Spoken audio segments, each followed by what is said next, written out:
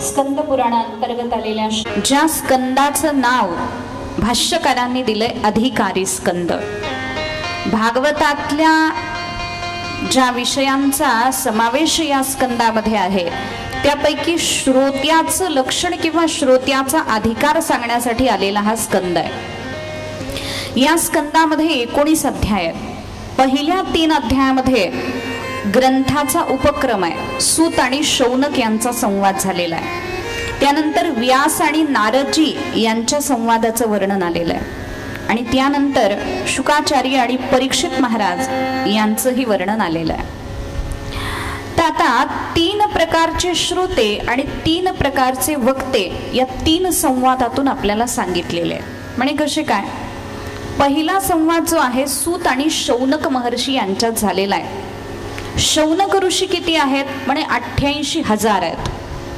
88,000 ऋषी नैमिषारण्य क्षेत्रामध्ये बसलेले आहेत। कशासाठी बसलेले आहेत? सत्रम स्वर्गाय लोकाय सहस्र सममासत 1000 वर्षाचं सत्र त्यांनी आयोजित केलेलं आहे, ज्याच्यामध्ये यज्ञ आहे, कथा आहे, नामस्मरण आहे, जप आहे, सगळं त्याच्यामध्ये आहे। दुसरी जी जोडी आहे व्यास आणि नारदजी यांची श्रोतावक्त्याची जोडी आहे। नारदांनी व्यासांना चतुश्लोकी भागवताचा उपदेश करून दाखवला म्हणून व्यास श्रोता आहेत आणि नारदजी वक्ता आहेत। तिसरी जोडी आहे शुकाचार्य आणि परीक्षित राजाची। बघा हा, आता सूत आणि शौनक जे आहेत त्यांना यज्ञ करण्याचं त्यांचं मुख्य प्रयोजन आहे। यज्ञामध्ये जेव्हा त्यांना वेळ मिळतो तेव्हा ते कथा करतात, म्हणजे स्पेशली विशेषत्वानं ते कथेला बसलेले नाहीये, विशेषत्वानं ते कशाला बसले? यज्ञाला बसलेले। आणि नारदांनी व्यासांना का सांगितलंय? कारण व्यास उदास होते, खिन्न झालेले होते, जगाच्या कल्याणाची त्यांना चिंता होती। नारदांना सुद्धा कशाची चिंता आहे? जगाच्या कल्याणाची चिंता आहे। म्हणून नारदांनी व्यासांना जे भागवत सांगितलंय ते लोक कल्याणाच्या इच्छेतून सांगितलेलं आहे। या दोघांनाही लोक कल्याणाची इच्छा आहे। पहिले बसलेले ते यज्ञासाठी बसलेले आहेत, दुसरे बसलेले ते लोक कल्याणासाठी बसलेले आहेत, आणि तिसरे कशासाठी बसलेले? शुकाचार्य आणि परीक्षित राजा। म्हणजे शुकाचार्यांना आवड आहे म्हणून ते सांगतायत स्वांत सुखाय तुलसी रघुनाथ गाथा। त्यांना हरिगुणाशिवाय चैनच पडत नाही म्हणून ते सांगतायत। आणि परीक्षित राजा का बसलाय? म्हणजे 7 दिवसामध्ये तो मरणार आहे म्हणून तो ऐकतोय, त्याला उद्धार करून घ्यायचा आहे, त्याला लोक कल्याण करायचं नाहीये, त्याच्याकडे वेळ घालवायला वेळ नाहीये, असा परीक्षित राजा आहे। म्हणून सगळ्यात उत्तम जोडी श्रोत्या वक्त्याची ही शुकाचार्य आणि परीक्षित राजाची सांगितली जाते। आणि याच स्कंदामध्ये आपल्याला कुंतीचं थोडंसं चरित्र येतं। कुंतीनं भगवत दर्शनासाठी संकटाची मागणी केली असं वर्णन येतं। सुभद्रेचं सुद्धा थोडंसं चरित्र येतं। म्हणून परीक्षित राजाचा अधिकार कसा श्रेष्ठ होता हे सांगण्यासाठी ही सगळी चरित्र सूत महर्षींनी याच्यामध्ये घातलेली आहे। ज्याच्या कुळातली स्त्री भगवंताचं दर्शन व्हावं म्हणून दुःख मागते त्या कुळातला पुरुष परीक्षित राजा किती दिव्य असेल हे सांगण्यासाठी कुंतीचं चरित्र सांगितलं। भीष्म निर्याण सुद्धा सांगितलं। भीष्म निर्याण सांगण्याचा उद्देश सुद्धा हाच आहे की भगवत दर्शन करत करत इच्छामरणी असणारे भीष्माचार्य जेव्हा प्राण सोडतात त्या कुळामध्ये जन्माला आलेला परीक्षित राजा आहे तो कसा दिव्य आहे याचं आपल्याला महत्व समजावं म्हणून श्रोत्याच्या अधिकारासाठी 12 अध्याय वर्णन केले आणि वक्त्याच्या अधिकारासाठी 1 अध्याय वर्णन केला आणि मंगलाचरण करायला लागले भागवताचं। जन्माद्यस्य यतोऽन्वयादितरतश्चार्थेष्वभिज्ञस्वराट् तेने ब्रह्महृदायादिकवये मुह्यन्ति यत्सूरयः तेजो वारिमृदां यथा विनिमयो यत्र त्रिसर्गो मृषा धाम्ना स्वेन सदा निरस्तकुहकं सत्यं परं धीमहि सत्यं परं धीमहि सत्यं परं धीमहि। ज्याच्यापासून या जगाची उत्पत्ती स्थिती आणि संहार होतो असा जन्माद्यस्य यतः तो कसा आहे परमात्मा म्हणे तो सर्वज्ञ आहे। सर्वज्ञ म्हणजे कसा आहे म्हणे एकेका ब्रह्मांडातल्या अनंत अनंत जीवांना जाणतो जो एक एक जीवाच्या अनंत अनंत जन्माला जाणतो जो जीवाच्या एक एक जन्माच्या अनंत अनंत कर्माला जाणतो एक एक कर्माच्या विभिन्न विभिन्न फळाला जो जाणतो असा तो आहे म्हणून तो सर्वज्ञ आहे। सृष्टीचा मालक आहे विश्वंभर आहे। विश्वंभर म्हणजे त्याला काय काय बघावं लागतं। एकदा अर्जुनानं देवासमोर हट्ट धरला देवा तुम्ही मला तुमची सगळी आवडती नावं दिलीत पण मला तुम्ही विश्वंभर नाव दिलं नाही मला विश्वंभर नाव द्या बरोबर देवा मला विश्वंभर म्हणावं लोकांनी। भगवान म्हणाले ठीक आहे अर्जुना घे विश्वंभर म्हणावं तुला दिलं माझं नाव विश्वंभर। त्याला काय माहिती विश्वंभर होण्यासाठी काय काय करावं लागतं आणि मग भगवान श्रीकृष्ण आणि अर्जुन असे फिरायला निघाले। घोर अशा जंगलामध्ये वनामध्ये ते गेले आणि गेल्याबरोबर अर्जुनाला भगवंतांनी सांगितलं जरा या गुहेमध्ये जरा चक्कर टाकून ये रे मी इथं बसतो।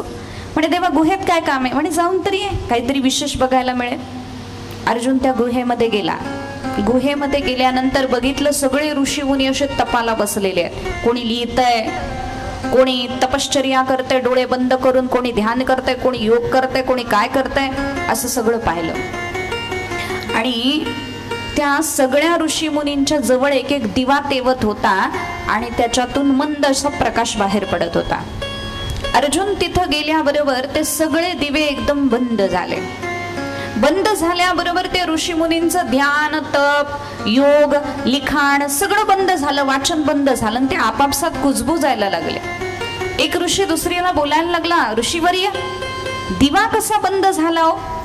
दुसरा ऋषी सांगायला लागला म्हणे अहो सध्या विश्वंभर अर्जुन झालाय ना म्हणून दिव्यातलं तेल त्यानं घातलं नाही याकरता दिवे बंद झाले आणि दिवे बंद झाले म्हणून आपल्याला थांबावं लागलं आपल्या तपश्चर्येमध्ये आपल्या साधनेमध्ये व्यत्यय आला विक्षेप झाला।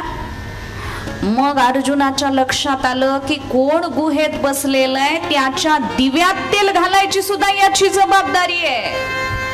अर्जुन गुहेतून बाहेर आला देवाला साष्टांग नमस्कार घातला आणि सांगितलं हे तुझं पद तुझ्याकडेच राहू दे म्हणे विश्वंभर नाव आपल्याला नको।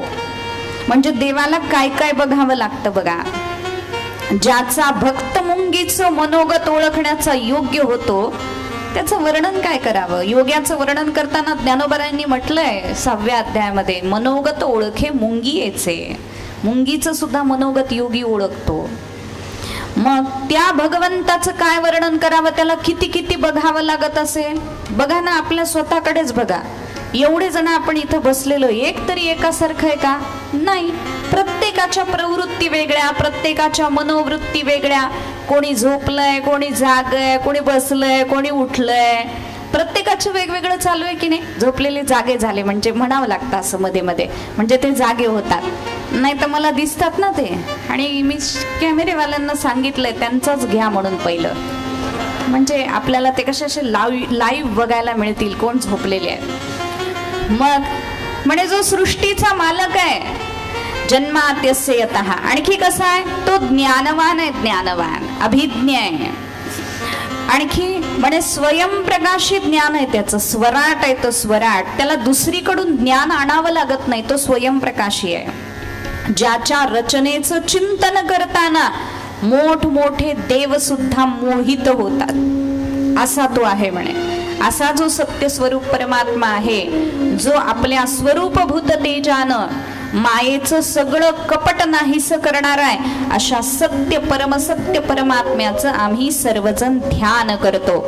म्हणून भगवान सत्य स्वरूपाला पहिला नमस्कार केलेला आहे. त्यानंतर म्हटलं धर्मप्रोज्झित कैतवोत्र परमो, जिथं निष्कपट असा धर्म सांगितला, निर्मत्सरी माणसांसाठी सांगितला, अशा श्रीमद भागवताचं वर्णन करताना म्हटलं श्रीमद भागवते महामुनी कृते, महामुनींनी केलेलं हे श्रीमद भागवत एकदा मनामध्ये प्रवेश करतं झालं की मनातल्या सगळ्या गाठींना तोडून टाकतं.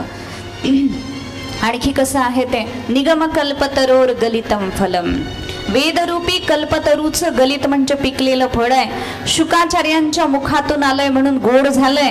म्हणून या भागवताचं पिबत भागवतम रसमालयम, अखंड हे भागवत प्या. कल्पतरू म्हटलंय भागवताला. कल्पतरू साधा नसतो. कल्पतरू कुठं असतो माहितीये का तुम्हाला? माहितीये का? मला माहितीये, स्वर्गामध्ये असतो तो कल्पतरू. तुमच्याकडे आहे का इकडं? नाही ना? नाही, स्वर्गामध्ये तो असतो. आणि त्याला बघायचं असलं की काय करावं लागतं? स्वर्गात जावं लागतं. आणि स्वर्ग कधी दिसतो? कधी दिसतो? अरे वा, जागेत तुम्ही सगळे. मेल्यावर स्वर्ग दिसतो. मग मेल्यावर स्वर्ग दिसतो आणि मग स्वर्गातला कल्पतरू पाहायला मिळतो. कल्पतरूचं काय वैशिष्ट्य? म्हणे कल्पतरूच्या खाली बसल्यानंतर जी कल्पना केली जाते ती कल्पना पूर्ण होते. त्याच्या खाली बसून कोणती कल्पना करा ती पूर्ण होते. तुम्ही बघा जाऊन तिथं कल्पना पूर्ण होते का नाही होते. बघा, प्रयत्न करायला काय हरकत आहे, कल्पना पूर्ण होते. म्हणून कल्पतरूचं आणि संतांचं साम्य दाखवताना, किंबहुना कल्पतरूच्या पेक्षाही संत कसे श्रेष्ठ आहेत हे सांगताना पसायदानामध्ये म्हटलं चला कल्पतरूचे आरव. चला म्हणजे चल असणारे.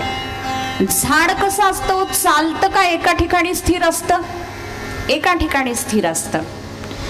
झाडाच्या सावलीचा आस्वाद घ्यायचा असेल तर झाडाच्या जवळ जावं लागतं, झाडाच्या खाली बसावं लागतं, तर त्या सावलीचा आस्वाद मिळतो.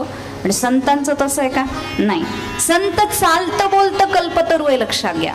ते स्वतः आपल्याकडे येतात आणि आपली कामना इच्छा पूर्ण करतात.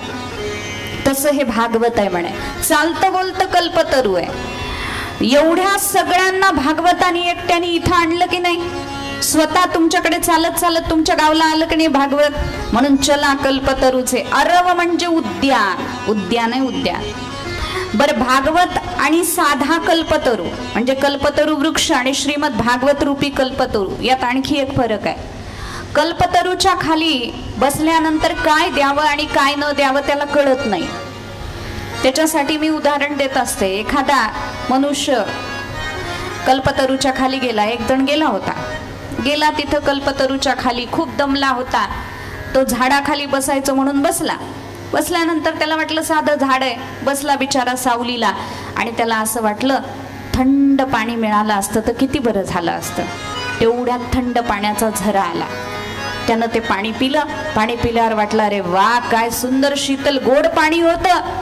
असं पंचपक्वान्नाचं ताट मिळालं असतं तर किती बरं झालं असतं. तेवढ्यात पंचपक्वान्नाचं ताट समोर आलं. पोटभर त्यानं खाल्लं. खाल्लं की माणसाची बुद्धी चालायला लागते, नको तिथं. खाल्ल्यावर त्याला वाटलं अरे हे चाललंय काय, आपण पाणी मागितलं तर पाणी आलं. मनात विचार केल्यानंतर जेवायला विचार केला मनामध्ये तर जेवण आलं. इथं भूतभीत तर नसेल ना? तेवढ्यात तिथं भूत आलं. आता भूत प्रगट झाल्यानंतर त्याला वाटलं हे खाऊन तर टाकणार नाही ना मला. लगेच भूताने त्याला खाऊन टाकलं. आता मला सांगा, पंचपक्वान्नाचं ताट त्याला मिळालं होतं, पाणी थंडगार मिळालं होतं, आणखी ही चांगली कामना केली असती, कल्पना केली असती तर तेही त्याला मिळालं असतं की नाही? पण त्याला ते मिळालं नाही, कारण त्याच्या कल्पना चित्रविचित्र होत्या. पण कल्पवृक्षाला कळायला पाहिजे होतं, हे भूत म्हणतोय हा, पण भूत आल्यानंतर याला त्रास होईल, म्हणून कल्पतरूनं ते भूत प्रगट केलं नसतं तर गोष्ट जमली असती कुठं. पण कल्पतरू मध्ये एवढा विवेक नाहीये. पण भागवत रूपी कल्पतरू असं नाहीये बरं. भागवताच्या खाली येऊन जी कल्पना करू ती सिद्ध होईल, पण ती विवेकाधिष्ठित असेल तर ती भागवत पूर्ण करेल. ज्याच्यानं आपलं हित होणार आहे तेच भागवत आपल्याला देणार आहे, लक्षात घ्या. ज्याच्यानं आपलं अहित होणार आहे अशी कोणतीही वस्तू भागवत आपल्याला देणार नाही. आपलं हित करणारं भागवत आहे. म्हणून निगम कल्पतरोर गलितम फलम शुकमुखाद अमृतद्रव संयुतम. अहो, असं म्हणतात, एखाद्या फळाला पोपटाचं मुख लागलं असेल तर ते गोड लागतं, किंवा जे गोड असतं त्यालाच पोपट मुख लावतो. म्हणून शुकाचार्यांच्या मुखातून हे आलंय म्हणून अतिशय गोड झालेलं आहे. असं हे भागवत सगळ्या रसिकांनी, भाविकांनी मनसोक्त प्या म्हणे, याचं सेवन करा. आणि मग सांगायला लागले, नैमिषारण्य क्षेत्रामध्ये बसलेले जे ऋषी आहेत, 88,000 ऋषी, त्यांनी सूत महर्षींना काही प्रश्न केले. दुःख निवृत्तीचा उपाय विचारला. मनुष्य अल्पायुषी होतोय, अशा माणसानं आपलं स्वतःचं कल्याण करण्यासाठी काय काय करावं हेही सांगा, असं विचारण्यात आलं. जेव्हा भगवान निजधामाला जातात तेव्हा धर्म कुणाच्या आश्रयानं राहतो हेही आम्हाला तुम्ही सांगा, असं वर्णन करून सांगितलं. आणि मग त्या प्रश्नाचं उत्तर, या 6 प्रश्नाचं उत्तर भागवतामध्ये 12 स्कंदामध्ये दिलेलं आहे. इति संप्रश्न संवृष्टो विप्राणाम रोमहर्षणीः प्रतिपूज्य वचस्तेषां प्रवक्तुमुपचक्रमे. आता सूत महर्षी सांगायला सुरुवात करतात, पण सांगायला सुरुवात करताना पहिला नमस्कार श्री शुकाचार्यांना करतात. कसे आहेत ते शुकाचार्य? यम प्रव्रजन्तमनुपेतमपेत कृत्यम द्वैपायनो विरह कातर आजुहाव पुत्रेति तन्मयतया तर्वोभिनेदुः तं सर्वभूत हृदयं मुनिमानतोस्मि. ज्यांचा उपनयन संस्कारही झालेला नाहीये असे शुकाचार्य आईच्या पोटातून बाहेर आले आणि निघून चालले. व्यासांनी त्याला शुका शुका म्हणून हाक मारल्याबरोबर झाडांनी ओ दिली. असे सर्व भूतांच्या हृदयामध्ये असणाऱ्या शुकाचार्यांना आम्ही नमस्कार करतो. आणखी कसे आहेत ते शुकाचार्य?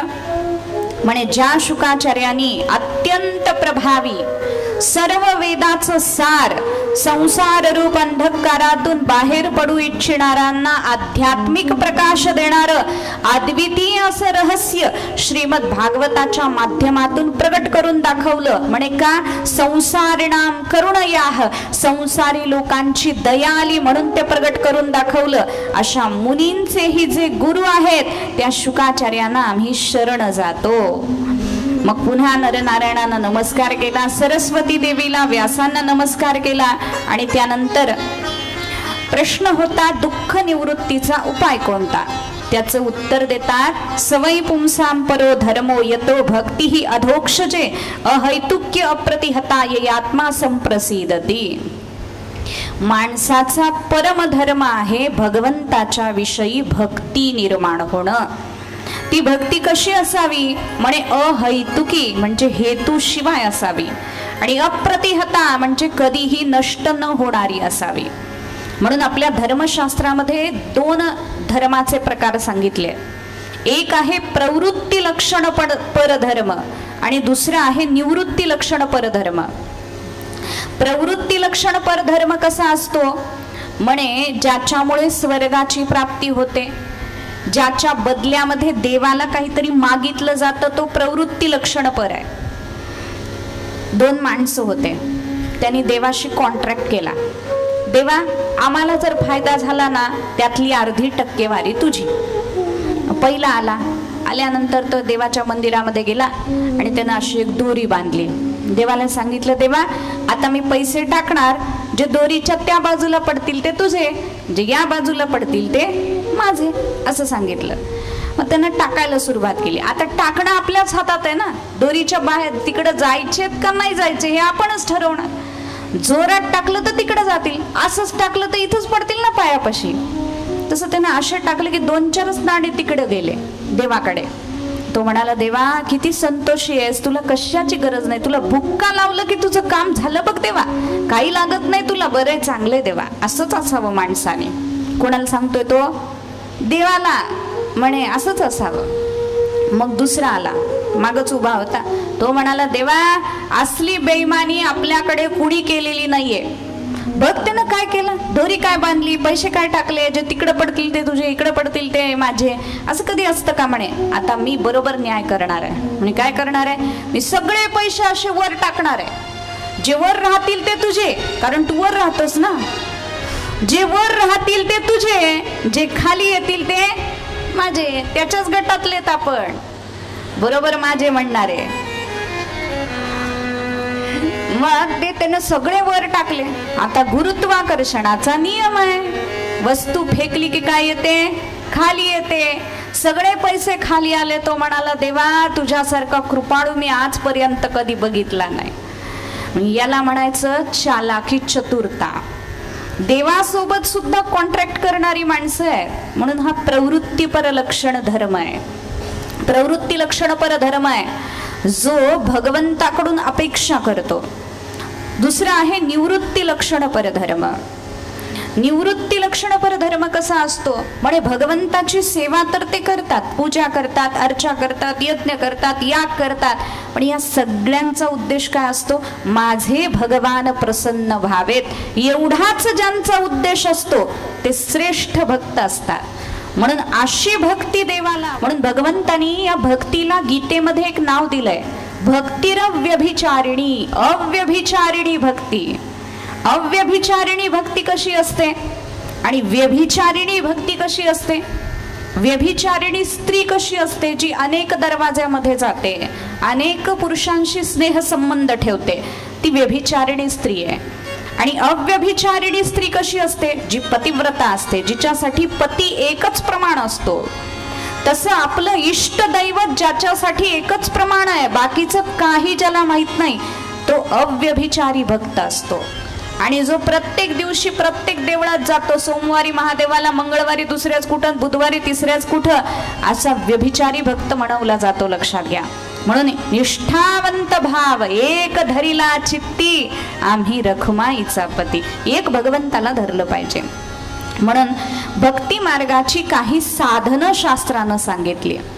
त्या साधनाचा विचार करताना म्हटलंय की यज्ञ कोणी करतात, कोणी दान करतात, कोणी तप करतात, कोणी अल्पभोजन करतात, अनाशकेनं म्हणजे अल्पभोजन करतात. आणि भागवतानं जो मार्ग सांगितला तो श्रेष्ठ मार्ग, भक्ती मार्ग, श्रवण मार्ग सांगितला. म्हणून या सगळ्याचं प्रयोजन काय? वासुदेवे भगवती भक्तियोग प्रयोजितः जनयत्याशु वैराग्यम ज्ञानम च तदहैतुकम. इतर साधनानं भक्ती निर्माण होत नाही असं नाही, होते. यज्ञ केला भक्ती निर्माण होते, तप केलं भक्ती निर्माण होते, दान केलं भक्ती निर्माण होते, पण या सगळ्याला वेळ लागतो. पण भागवतकार म्हणतात या भागवताला कुणी शरण गेलं तर तत्काल त्याला भक्तीची प्राप्ती होते. म्हणून तत्काल भक्तीची प्राप्ती करून देणार असं शास्त्र म्हणजे श्रीमद भागवत आहे. म्हणून भगवत साक्षात्कारासाठी काय काय करावं? म्हणे मुनित्व, श्रद्धा, ज्ञान, वैराग्य आणि वेदांत श्रवण ही साधनं करावी. आणखी काय करावं? पुण्यतीर्थ निषेवण म्हणजे तीर्थयात्रा कराव्यात भक्ती निर्माण होण्यासाठी, प्रेम निर्माण होण्यासाठी. वृंदावनला गेलो, वृंदावन मध्ये गेल्यानंतर तिथलं महात्म्य काय काय आहे, देवाचं दर्शन कधी घ्यायचं, कसं घ्यायचं, हे सगळं माहित करून आपण तिथं गेलं पाहिजे. नाहीतर वृंदावनला गेलो, कोणता देव आहे ते सुद्धा माहित नाही. एकदा आम्ही अशाच एक ट्रिपला घेऊन गेलो होतो, बरेच लोक आमच्या बरोबर होते आणि यात्रा केली. आणि मग त्यातल्या एका बाईनं विचारलं, दीदी मला सगळं तुम्ही वृंदावनाचं महात्म्य सांगितलेलं सगळं समजलं, मला फक्त तो बाके भिकारी कोण आहे तेवढं नाही समजलं म्हणे. म्हटलं बाई बाके भिकारी नाही, बाके बिहारी आहे तो. म्हणजे आता बघा कुठून कशी सुरुवात करायची. म्हणून वृंदावनामध्ये जरी गेलो, कुठल्याही तीर्थामध्ये गेलो तर त्या तीर्थाचं महात्म्य आधी कळून घ्यावं, जाणून घ्यावं. पुण्य तीर्थ निषेवणा त्याचं सेवन करता आलं पाहिजे. वृंदावनामध्ये गेल्यानंतर काय करावं म्हणे, राधे राधेचं नामस्मरण करावं. भगवान श्रीकृष्ण लवकर भेटतात. आणि भागवताचा महिमा असा आहे, भागवत सांगायला सुरुवात केली की भक्तीला पुष्टी मिळाली होती ती वृंदावनातच मिळालेली होती. ज्ञान वैराग्यांना पुनरुज्जीवन मिळालं ते भागवताच्या कथेनं मिळालं. आणि नारदांची भक्तीची गाठ पडली ती वृंदावनातच पडली होती. म्हणून भागवत सुरू झालं की माझ्या मनाला काय वाटतं माहितीये का, वृंदावन जाने को जी चाहता है. वृंदावन जाने को जी चाहता है, वृंदावन जाने को जी चाहता है, गाने को जी चाहता है, राधे राधे गाने को जी चाहता है, राधे राधे गाने को जी चाहता है, राधे राधे गाने को जी चाहता है. वृंदावन जाने को जी चाहता है, वृंदावन जाने को जी चाहता है, वृंदावन जाने को जी चाहता है, राधे राधे गाने को जी चाहता है.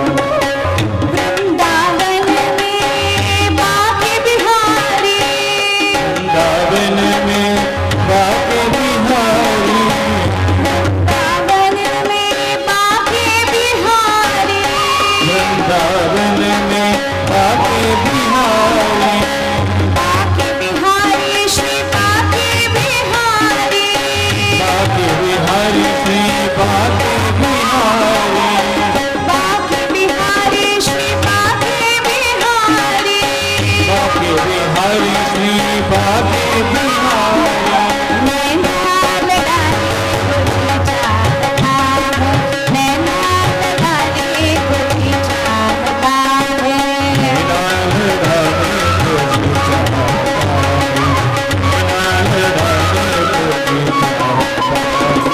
वृंदावन जाने को जी चाहता है, राधे राधे गाने को जी चाहता है, वृंदावन जाने को जी चाहता है, राधे राधे गाने को जी चाहता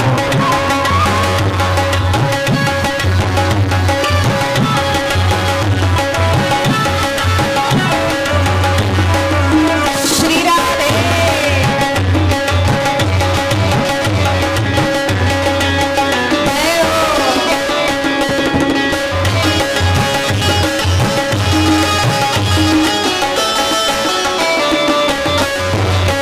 हरि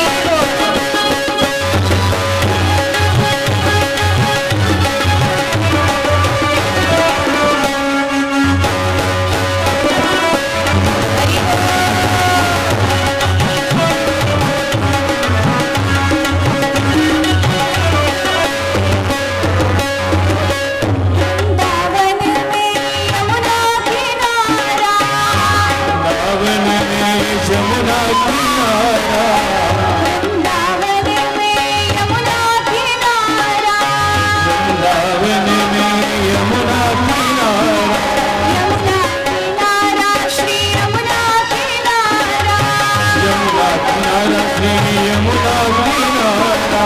होता लगाने को जी चाहता है, होता लगाने को जी चाहता है, राधे राधे गाने को जी चाहता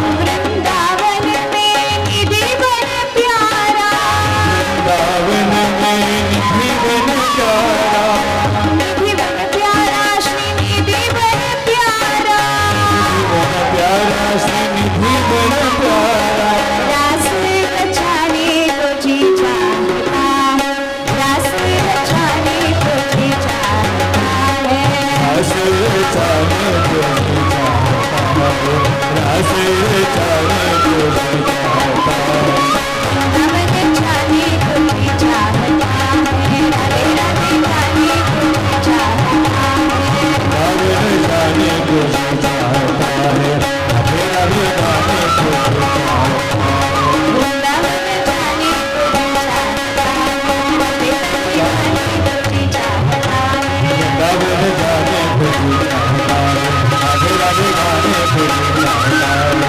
वृंदावन जाने तुझे चाहता है, राधे राधे जाने तुझे चाहता है, वृंदावन जाने तुझे चाहता है, राधे राधे जाने तुझे चाहता है, राधे राधे बोलिए गोपाल कृष्ण भगवान की जय, श्रीमद् भागवत भगवान की जय। म्हणून हरिभक्तीसाठी पुण्यतीर्थ निषेवण हा पहिला उपाय सांगितला, पुण्यतीर्थाच्या यात्रा. दुसरा उपाय सांगितला महत् सेवा, म्हणजे महापुरुषांची सेवा. म्हणून कोणत्याही तीर्थाला गेलं, पंढरपूरला जरी आलं तरी पंढरपूरचा नियम काय आहे? पंढरपूरला यायचं, चंद्रभागेमध्ये स्नान करायचं, त्यानंतर पांडुरंगाचं दर्शन घ्यायचं, क्षेत्र प्रदक्षिणा करायची आणि सत्संग करायचा, मग पंढरीची यात्रा पूर्ण होते. तसं महत् सेवा म्हणजे तिथल्या तिथल्या भक्तांचं दर्शन घेऊन त्यांची सेवा करणं, साहचर्य म्हणजे त्यांच्यासारखं आचरण करण्याचा प्रयत्न करणं. भक्ताचं दर्शन, चरण दर्शन आपण घेतो, चरण दर्शन घेतो का? कारण त्यांचं आचरण पवित्र असतं म्हणून त्यांचे चरण आपण स्पर्श करतो. पण संतांचं, भक्ताचं जर आपण दास्य करायचं ठरवलं, त्यांची सेवा करायची ठरवली, तर संतांची सेवा कशी असते लक्षात घ्या. त्यांना जेवायला देणं, कपडे धुणं, अमुक करणं, तमुक करणं ही त्यांची सेवा आहे, नाही असं नाही. पण साधूच्या वृत्तीचा संग करता आला पाहिजे. साधूच्या भावनेमध्ये जगतोय, साधूचं जीवन राममय आहे, कृष्णमय आहे, शिवमय आहे, तर ते तसं होण्याचा प्रयत्न आपल्याकडून झाला पाहिजे. लक्षात घ्या. या बाह्य सेवा तर करायच्याच आहेत, त्या गरजेच्याही आहेत. बाह्य केल्याशिवाय आंतरिक शुद्ध होता येत नाही. पण आंतरिकतेकडे लक्ष दिलं पाहिजे. मग आमचंच का केलं नाही, आमचं हेच का घेतलं नाही, तेच का घेतलं नाही, असं नाही. लक्षात घ्या. दूध घ्या, दूध घ्या, दुधाचा त्रास होतो, नाही नाही घ्या, काय होतं त्याला.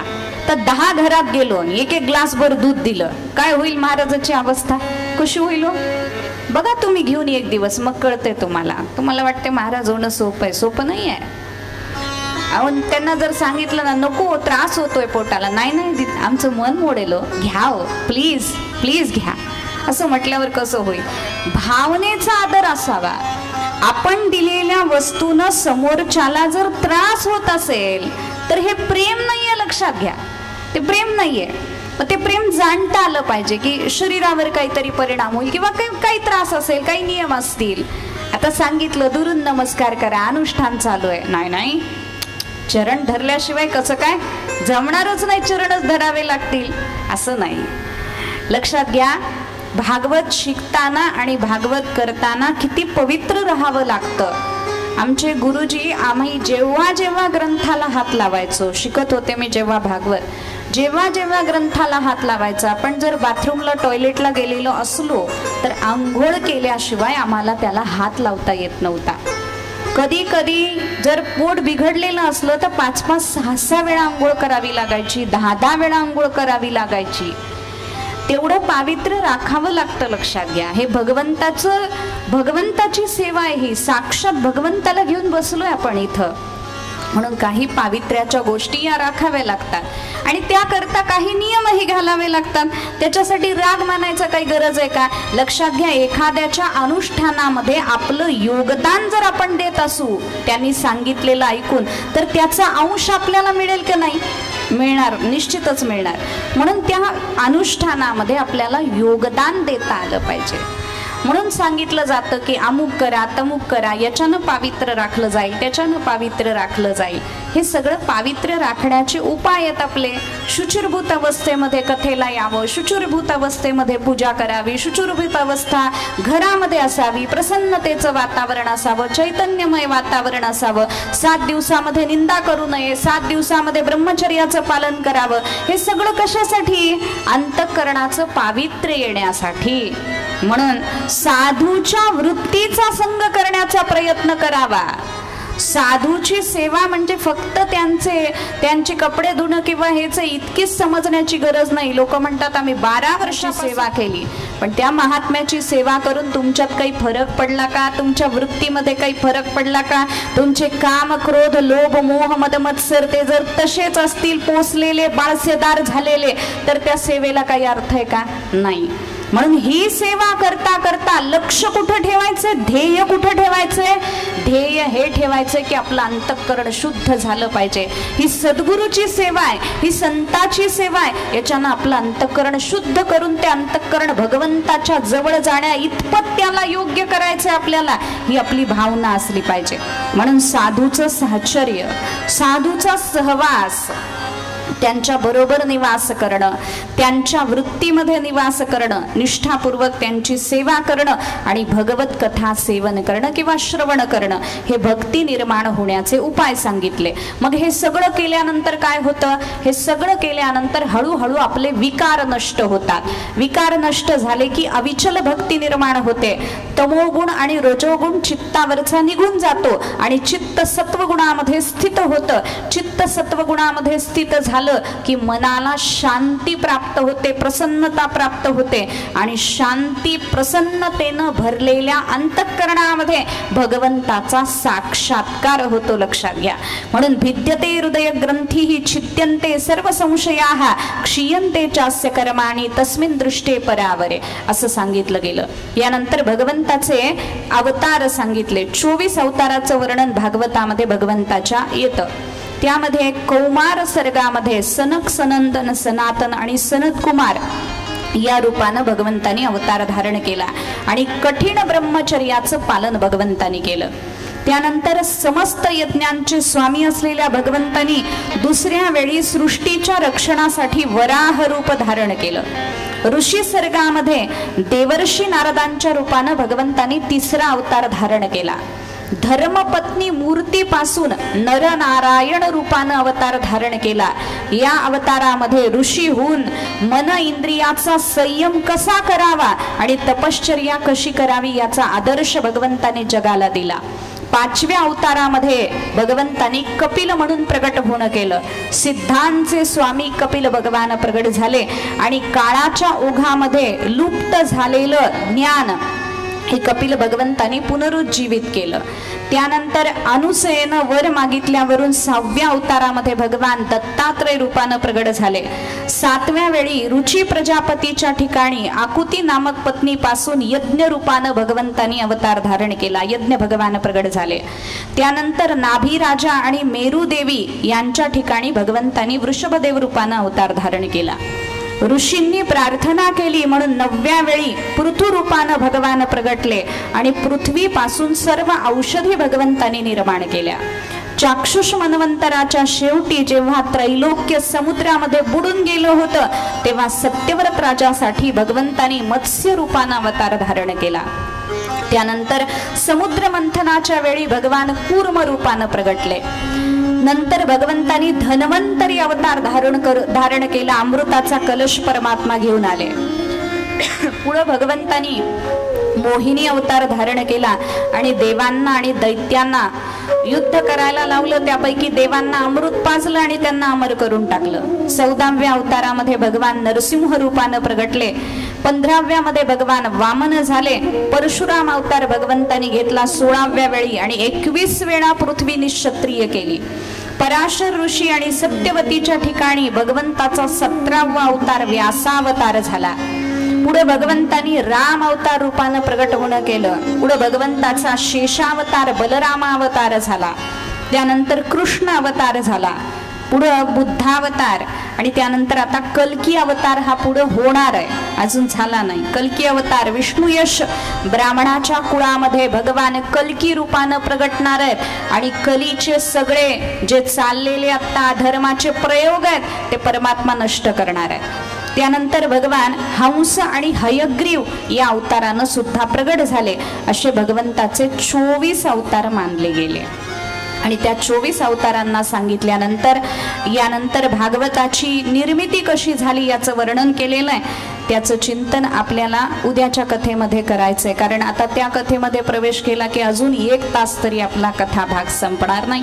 म्हणून आज पहिला दिवस असल्यामुळे 10 मिनिटाची सूट देते. उद्यापासून मात्र वेळेवर कथा सुरू होईल. सुरू होणं आपल्या हातात आहे, संपणं देवाच्या हातात आहे. म्हणून भगवंतानी ती करून घ्यायची. लक्षात घ्या, उद्यापासून. आज आपण आपल्या मनाने कथेला इथं पूर्ण विराम देत आहोत. झालेली सेवा भगवंताच्या चरणी समर्पित करते आणि माझ्या वाणीला पूर्ण विराम देते. ओम पुंडलीक वरदे हरी विठ्ठल श्री ज्ञानदेव तुकाराम पंढरीनाथ भगवान की जय. माऊली ज्ञानेश्वर महाराज की जय. जगद्गुरु तुकाराम महाराज की जय. यानंतर आरती होईल.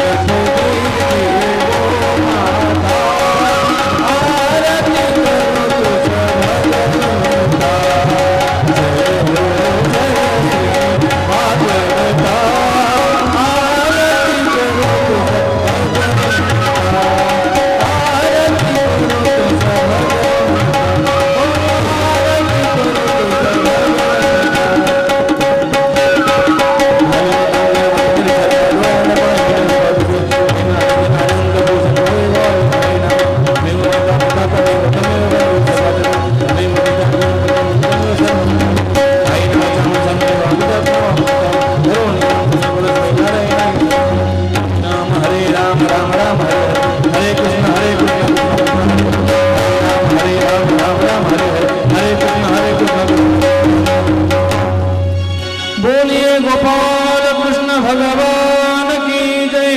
श्रीमद् भागवत भगवान